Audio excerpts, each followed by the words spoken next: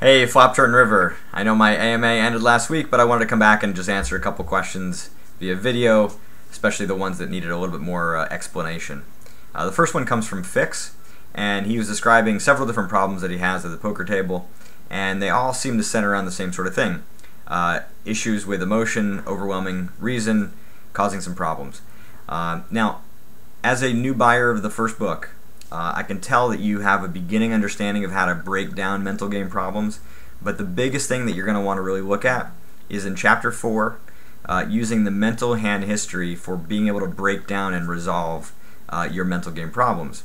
Now, for those who haven't gotten the book yet, those 5 steps are: describe the problem in as much detail as you possibly can, using all the thoughts, the feelings, your reactions, your tactical decision making, your behaviors, your actions, whatever will help you to describe the problem in as much detail as possible.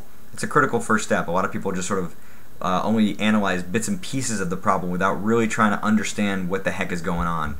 You know, in order for you to solve a problem, you need to first really get good at identifying what the heck is going on.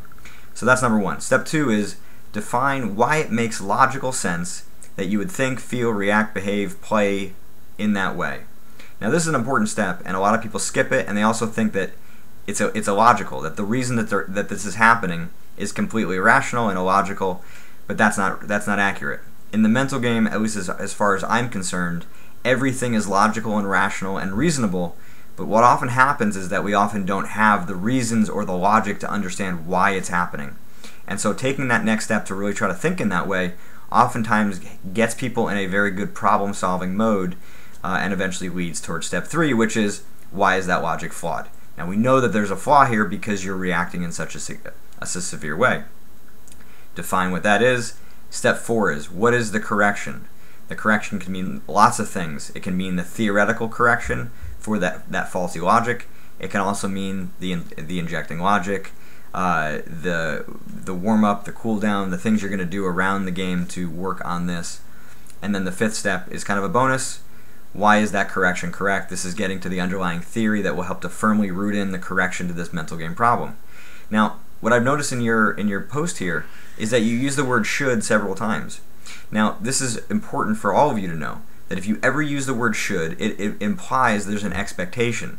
Now, you think that that your reaction shouldn't be this way. You shouldn't get angry about making a mistake in these spots that you've described, except that they do. And if you say the word should, it also implies that you expect that you expect to know why it is happening, which you clearly don't. You know parts of it, but not all of it. And the parts that you're missing are critical for being able to break down and solve this emotional reaction. You're not going to be able to do that until the emotion's not going to go away until you've solved all of it. So what I found in your post is a couple things. It seems like you have a little bit of a control issue. Controlling the way in which people are playing, the way in which you are thinking, and still lacking a little bit of control on your end for your reactions, partially created by the expectation that you should not be reacting that way. So rather than worrying about just how you are reacting, of course you do need to worry about that, but you also need to start looking at why it is that you're actually reacting that way. Trying to control other people's play kind of begs the question, in what ways are you not controlling your game or your mental game? And that's a question for you to answer on your own. The other thing to look at is a bit of entitlement tilt and mistake tilt. Now, entitlement tilt has its sort of roots in a confidence issue, which, as I described in Chapter 8, is also connected to illusions of control. So I think deep down there's a part of you, not logically, but deep down there's a part of you that believes that you have the power, or that you wish you had the power to control how people are playing. And that, of course, then turns into thinking that you have more control over your own abilities than you actually do. Perhaps expectations of perfection, or, again, things like that on a logical level you may not think, but deep down are really there. So you've got to kind of explore these areas and use the book to help you solve the problems.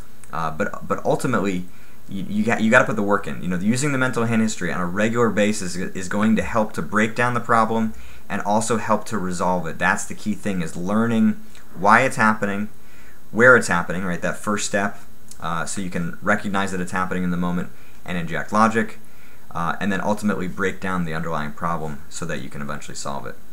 Let me just make sure. Oh, one other thing.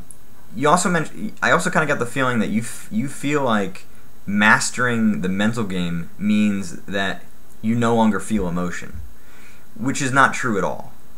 In my opinion, issues like or emotions like anger or fear, at a small level, we're talking about irritation, we're talking about doubt or uncertainty.